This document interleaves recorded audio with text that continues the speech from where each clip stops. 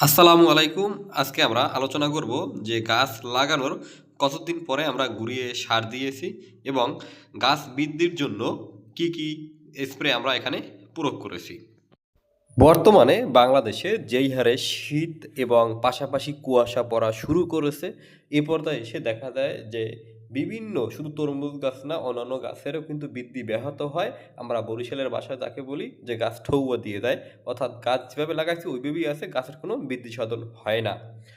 এখন দেখেন আমরা মূলত গাছের কি সেবা যত্ন করব আজকে সেই সম্পর্কে একটু আলোচনা করব। দেখেন আমরা তরমুজ গাছ লাগানোর ঠিক ১৫ দিন পরে আমরা গাছের গোড়ায় আ গুঁড়িয়ে আমরা কিন্তু সার দিয়েছি। যেমন এমওপি, টিএসপি, জিপসাম, ইউরিয়া এগুলা।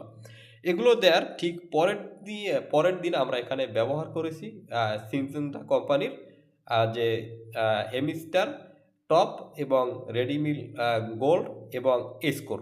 এখন দেখেন এই মূলত ৩ টা মেডিসিন নিয়েই আমরা একটু বেশি আলোচনা করব।